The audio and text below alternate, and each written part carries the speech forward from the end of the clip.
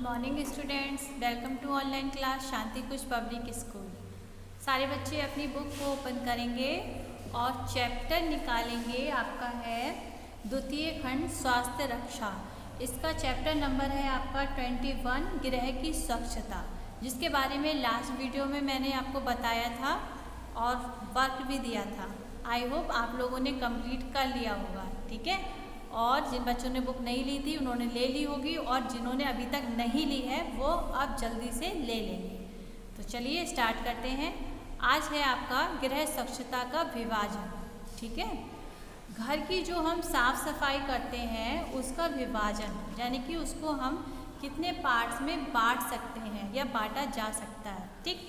तो प्रतिदिन जैसे कि गृहिणी को इतने अधिक कार्य संपन्न करने पड़ते हैं कि गृह के प्रत्येक भागों की पूर्णतः सफाई करना कठिन होता है। क्योंकि देखिए डेली यूज में हमारे लिए इतना सारा काम होता है कि अगर कुछ एक्स्ट्रा सफाई होती है, कुछ एक्स्ट्रा काम होते हैं जिनको कर पाना हमारे लिए बहुत मुश्किल होता है। तो ऐसे समय में उनके पास सफाई करने का समय कम होगा। अब इतने कम समय में जो घर की गृहिणी है वो पूरे घर की झाड़ पोंछ कर ले तो यही बहुत है। लेकिन घर की सफाई केवल झाड़ पोंछ तक ही सीमित नहीं होती, क्योंकि देखिए घर में अगर आपने झाड़ू पोछा कर लिए, बर्तन धो लिए, कपड़े धो लिए, खाना बना लिया, बस काम हो गया, इतना काफ़ी नहीं होता। उसके बाद में भी बहुत सारे काम होते हैं जो गृहिणियों को करने होते हैं, ठीक है। तो वह काम जो है कैसे करने चाहिए, वो विभिन्न वस्तुओं की सफाई, उसको सही तरीके से रखना, व्यवस्थित तरीके से रखना, तो उन सारे कार्यों को हमें कैसे करना चाहिए, तो आज हम इसके बारे में बात करते हैं, ओके। सॉरी। तो अब हम पढ़ा कर लें इसको, मैं थोड़ा सा चलिए। जैसे कि झाड़ू लगाना, कमरे में पोछा लगाना, प्रतिदिन के पहले वस्त्रों को धोना, रसोई की 3 समय व्यवस्था करना, बच्चों की पढ़ाई लिखाई, कढ़ाई बुनाई और अन्य कार्य करना। लेकिन घर की स्वच्छता को पर्याप्त समय नहीं मिल पाता। हम इतना काम तो डेली करते ही करते हैं, लेकिन आपने देखा होगा बहुत से घरों में कि बहुत सा काम ऐसा फैला फैला रहता है। लेकिन शिकायत क्या होती है कि भाई हमें टाइम नहीं मिलता, इसलिए यहाँ पे सामान फैला है। कहीं पे कपड़े फैले पड़े होते हैं, कहीं पे सामान इधर का उधर होता है ना। तो यहाँ पे गंदगी होती है, कहीं पे धूल मिट्टी पड़ी होती है, तो वो सारे काम करने का हमें टाइम नहीं मिल पाता है। तो गृहिणी को एक ऐसी योजना बनाने की आवश्यकता पड़ती है जिससे कि उसका जो श्रम है, यानी कि जो मेहनत है, उसका जो समय है, उसकी जो शक्ति है, उसकी वह बचत कर ले और साथ ही साथ वह स्वच्छ रह सके। इसके आधार पर जो है सफाई को किन प्रकार से बांटा गया है, कुछ भागों में बांटा गया है। अब वह प्रकार कौन कौन से हैं, देखिए। सबसे पहला है आपका दैनिक सफाई, साप्ताहिक सफाई, वार्षिक सफाई, मासिक सफाई और आपका है आकस्मिक सफाई। तो सबसे पहले हम बात करेंगे दैनिक स्वच्छता यानी कि सफाई। दैनिक मतलब डेली, यानी कि डेली हम जो काम करते हैं उसके अंतर्गत कौन कौन से काम आते हैं, ठीक है। घर में कुछ कार्य ऐसे होते हैं जिनको हमें नित्य यानी कि रोज करने आवश्यक होते हैं, जैसे कि रसोई की सफाई है, विभिन्न कमरों की सफाई और आपके बाथरूम की सफाई है, बच्चों के खेलने का स्थान है, आपका आंगन है। प्रातःकाल से रात्रि के सोने समय तक इन स्थानों पर बार बार हम लोगों का जो है आना जाना रहता है, इसलिए इसमें धूल मिट्टी कूड़ा करकट फैलता ही रहता है। तो इसकी सफाई तो हमें नियमित रूप से करनी ही होती है। अब रसोई की सफाई आई। रसोई सफाई में क्या करना होता है, रसोई गृहिणी के कार्य का एक मुख्य केंद्र होता है, क्योंकि ज़्यादा से ज़्यादा समय गृहिणी जो है रसोई में ही बिताती है, तो वह इसका मुख्य केंद्र होता है। तो विभिन्न गृहिणियाँ एवं स्वभाव व परिस्थितियों के अनुकूल भिन्न प्रकार से रसोई को स्वच्छ रखने की आदत डाल लेती हैं। अब रसोई जो है, देखिए रसोई में आपका खाना बनता है, आपका जो है मेन जो आपका पॉइंट है स्वस्थ रहने का, वो रसोई से ही स्टार्ट होता है। तो रसोई को आपको किस तरीके से व्यवस्थित करनी है, किस तरीके से आपको सफाई करके उसको मैनेज करना है, तो ये हमें जो है समय के हिसाब से हम जो है उसमें आदत डाल लेते हैं। तो रसोई की सफाई का कार्य जो है भोजन बनाने से पूर्व ही प्रारंभ हो जाता है। ऐसा नहीं है कि आपने खाना बनाना शुरू किया तभी उसकी सफाई हुई, नहीं, उससे पहले से उसका काम शुरू हो जाता है। जैसे कि प्रातःकाल जो है सुबह उठते ही हम पहले झाड़ू लगाते हैं, रसोई की धुलाई करते हैं या फिर पोछा लगाते हैं, है ना। फिर सब्जी दाल आदि साफ करके कूड़े को रसोई के कोने में रख के डस्टबिन में डालना। रसोई में एक छोटा सा डस्टबिन जरूर होना चाहिए, क्योंकि मे भी बहुत सी सी लोगों को मैंने देखा है कि जो है किचन में जो कूड़ा सब्जी के चिक्कल होते हैं या वो होते हैं वो एक साइड में ऐसे फेंक देते हैं, या फिर चावल आपने बीने, दाल आपने बीनी, उसको ज़मीन पे डाल दिया, वो कितना गंदा लगता है और वो देखने में भी गंदा लगेगा और वो क्या होता है आपको गंदगी भी लगेगी, आपको बाद में साफ़ भी करना पड़ेगा। तो उसके लिए क्या ज़रूरी होती है, रसोई में एक साइड में आप जो है एक छोटा सा डस्टबिन रखें, उन सारे सामान को जो वेस्ट है जो कि ख़राब है आप उसमें डस्टबिन में डालते जाएं, है ना। तो दाल आदि साफ करके कूड़े रसोई के कोने में डस्टबिन में रखें। अब भोजन पकाना, आटा गूंथना, भोजन बनाते समय गंदगी ना फैले, इस तरीके से काम करें। तो सूती कपड़े का झाड़न साथ रखना चाहिए। जैसे कि मान लीजिए आपने सब्जी काटी या फिर आपने कोई सामान बनाया और आपका स्लिप जो है गंदा हुआ, तो आप उसको क्या करेंगे, कपड़े से तुरंत ही साफ़ कर देंगे, ठीक है। तो वो आपकी रसोई का, जैसे कि मसालदानी है उसमें दाग धब्बे नहीं लगे होने चाहिए। आपने देखा होगा घरों में जो हमारी मसालदानी होती है जिसमें जो है मसाले रखे होते हैं, वो उसमें मसाले तो रखे होते हैं लेकिन उनको देखने से पता चलेगा किसी पे नमक लगा है, आपने सब्जी के हाथों से छू लिया, किसी में हल्दी लगी हुई है, किसी में धब्बे पड़े हुए हैं, वो चिपचिपा रहा है, तेल की शीशी है वो चिपचिपा रही है। तो ऐसे चीनी के डब्बे हैं, जो भी डिब्बे हैं, तो इन सबको हमें मैनेज करना, धूल मिट्टी जम जाती है, तो रसोई में इन सारी चीज़ों को हमें साफ स्वच्छ रखना चाहिए, ठीक है। इसी तरीके से बर्तनों की सफाई, खाना बनाने से पहले खाने तक जिन जिन बर्तनों व सामान का प्रयोग किया जाता है उनको प्रतिदिन साफ़ करना चाहिए। अब मे भी आप जैसे खाना बनाने जा रहे हैं तो खाना आपने बर्तन साफ़ करके रखे हुए हैं, उसके बाद में भी आप जब खाना बनाते हैं तो उससे पहले आपको एक साफ कपड़े से बर्तन को यूज करने से पहले उसको पोंछ लेना चाहिए, क्योंकि रात भर के कपड़े होते हैं, बर्तन रखे हुए होते हैं, तो मे भी उन पर कीड़े मकोड़े, चींटी, कॉकरोच कुछ भी चल सकते हैं, तो उनको आप पहले साफ़ करेंगे, है ना। तो इस सफाई का ध्यान रखना चाहिए। भोजन करते समय जूठे बर्तनों को एकत्रित करके तुरंत साफ करके रखना चाहिए। जैसे कि अब मान लीजिए बहुत से घरों में होता है कि भाई खाना खाया और बर्तन इकट्ठे होते जा रहे हैं, इकट्ठे जो है बिल्कुल इकट्ठे ही धोएंगे, उसमें क्या लगता है, टाइम ज़्यादा लगता है। तो जैसे जैसे बर्तन धुलने के लिए होते जाते हैं वैसे वैसे थोड़ा थोड़ा करके उन बर्तनों को धोते रहना चाहिए, है ना। उससे क्या होगा, आपकी बचत होगी। खाना बनाने और खाने वाले बर्तन आजकल विभिन्न धातुओं के प्रयोग में आते हैं। खाना वाले देखिए पहले को अब काफ़ी कुकर में भी आता है, कढ़ाई भी आता है, नॉन स्टिक भी आता है, तो मिट्टी के बर्तन भी आते हैं। तो अलग अलग धातुओं में जो है आपके खाना बनाने वाले बर्तन आते हैं, तो उन्हें साफ़ करने के लिए उनकी जो जूना होता है मांजने का वो भी अलग अलग होता है। कुछ बर्तन ऐसे होते हैं जिनमें सॉफ्ट जूने की ज़रूरत होती है, कि उनमें ऐसे होते हैं थोड़े सख्त की ज़रूरत होती है। तो इसी तरीके से कुछ छनी हुई उपले या लकड़ी की राख, और कुछ जैसे कि लोहे के बर्तन होते हैं वो ज़्यादा काले हो जाते हैं, तो उनमें राख है, या फिर पीतल साफ़ करने वाला एक सर्फ आता है, और लोहे के बर्तन हैं। ये सारे बर्तनों को अलग अलग साफ़ करने की अलग अलग सामग्री होती है। तो बर्तनों में चिकनाई लगी हो तो गर्म पानी से उत्तम से रहता है, क्योंकि अगर आप बर्तनों में चिकनाई लगी है उसको धोती हैं तो वो चिकनाई निकलती नहीं है, वो बर्तन चिपचिपे से हो जाते हैं। तो उसके लिए क्या तरीका है, आप गर्म पानी में पहले उन बर्तनों को वॉश करें तो उसकी चिकनाहट जो है सब निकल जाती है। लेकिन प्लास्टिक और कांच के बर्तनों को धोने के लिए अधिक गर्म पानी का प्रयोग नहीं करना चाहिए।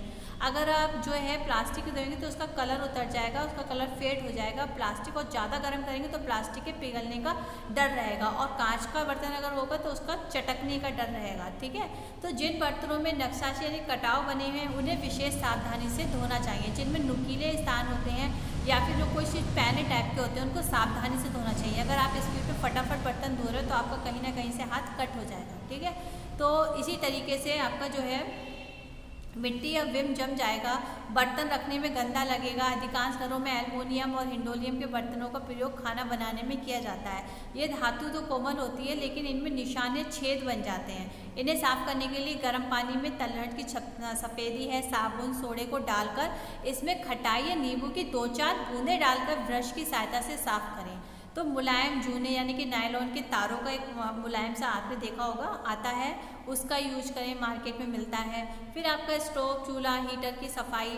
अब आपने खाना बनाया तो आपको जो है आप स्टोव, चूल्हा, हीटर जो भी आप यूज़ कर रहे हो तो उसकी भी हमें सफाई डेली करनी चाहिए। ऐसा नहीं है कि खाना बनाया और आपने चूल्हे को छोड़ दिया, 2 घंटे 3 घंटे बाद उसको साफ़ कर रहे हो, या फिर करा ही नहीं, शाम को करा, तो उससे एक टाइम बाद क्या होता है, आपका जो भी चीज़ आप यूज़ कर रहे हो उसकी एक तो शाइनिंग चली जाती है, दूसरा वो बहुत गंदा लगता है, तीसरा उसमें काफ़ी चिपचिपापन सा हो जाता है और वो देखने में बहुत गंदा होगा, उसमें आपके जो है कीटाणु हो जाएंगे और वो जो है गंदगी अच्छी नहीं होती है। तो इसीलिए इसको सुविधा अनुसार इसकी सफाई जो है प्रतिदिन करनी चाहिए।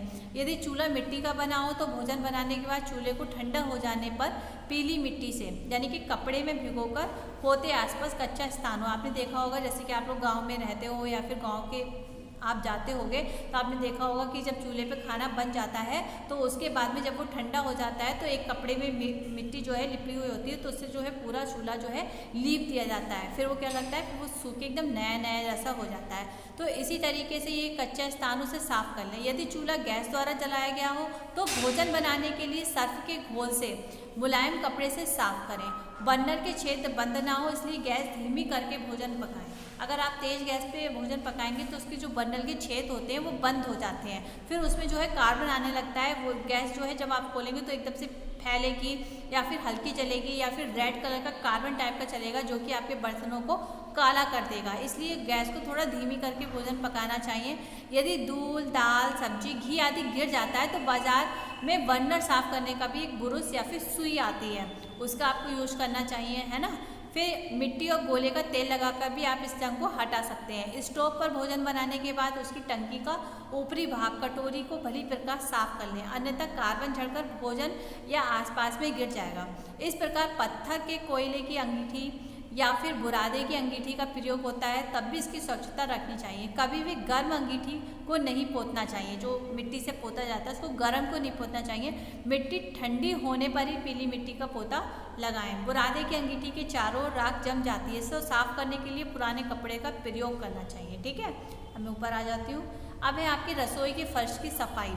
रसोई का फर्श जो है प्रतिदिन ही नहीं परंतु दिन में कम से कम 2 बार अवश्य साफ किया जा सकता है। जो स्लिप जो होते हैं आपके उनको, और जो नीचे का जो स्लिप जो नीचे का जो फर्श होता है उसको आप जो है दिन में सुबह शाम जब भी आप खाना बना रहे हो, जब भी आपने किचन में काम किया तो उसको तुरंत साफ करना चाहिए। ठीक है, फर्श यदि पक्का हो तो भोजन विदेशी शैली द्वारा किया गया हो, यानी कि खड़े होकर किया गया हो, तो फर्श को फूलदार झाड़ू से साफ कर सकते हैं। पोछा लगाकर वाइपर की सहायता से साफ करें। स्लैब पर घी या तेज सब्जी गिर जाती है, इसलिए इसे साफ करने के लिए सर्फ का घोल बनाएं और पोछे से साफ करें। ऐसा नहीं उसमें पानी डाल के करने लगे, उसको सर्फ को पहले लगा लिया, उसके बाद में कपड़े से पोछे से उसको साफ करा। ठीक है, जिस रसोई में घर में टाइल्स या मार्बल चिप्स का फर्श होता है, जैसे कि टाइल्स लगी हुई है आपकी दीवार पर और आपके स्लिप में जो है स्लेब पे जो है पत्थर बिछा हुआ है, उनकी सफाई आसानी से की जा सकती है और थोड़े ही परिश्रम में रसोई आपकी चमक जाती है। ठीक है, तो आज हम लोगों ने क्या बात की, रसोई की सफाई की बात की दैनिक उसमें। कल हम नेक्स्ट टॉपिक में नेक्स्ट सफाई के बारे में बात करेंगे। तब तक सारे बच्चे क्या करेंगे, तब तक सारे बच्चे अपनी बुक को, जिन लोगों ने नहीं लिया है वो जल्दी से अपनी बुक को ले लेंगे और जिनके पास अभी बुक है वो अपनी रीडिंग करेंगे अच्छे से, जो भी मैंने आपको पढ़ाया है और जो भी मैं क्वेश्चन आंसर्स दे रही हूँ उनको आप सिलेक्ट करेंगे और अपनी कॉपी में नोट डाउन करेंगे। ठीक है, और 10th क्लास है, अच्छे से आपको पढ़ाई करनी है। अब बात करते हैं होमवर्क की। ठीक है, अच्छा अभी थोड़ा सा मैं चलिए और पढ़ा देती हूँ आपको, अभी थोड़ा सा टाइम है।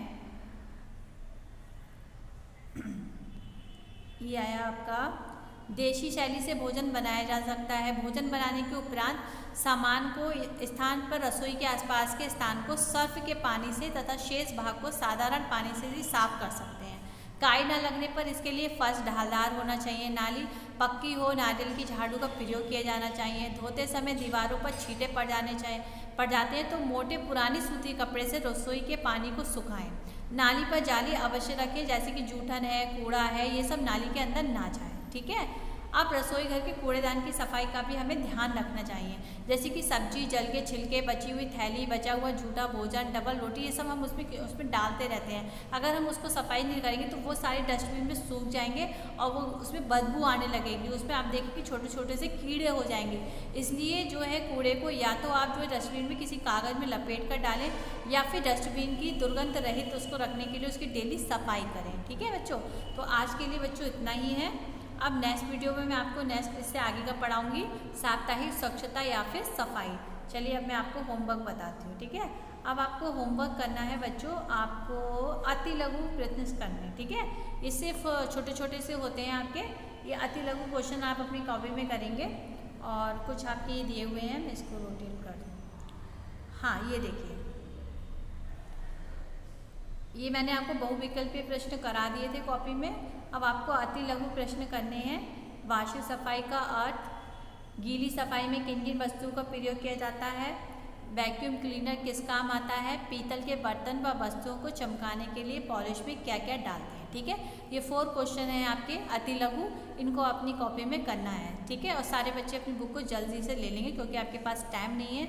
आपके जो है टेस्ट भी आने वाले हैं, फिर आपके एग्ज़ाम है, सबसे बड़ी बात आपका 10th क्लास है, बोर्ड का एग्ज़ाम होगा, इसलिए आपके पास बुक होनी बहुत ही ज़रूरी है। ओके, तो आप लोग जल्दी से ले लीजिएगा। चलिए मिलते हैं नेक्स्ट वीडियो में नए टॉपिक के साथ, तब तक के लिए बाय बाय, टेक केयर।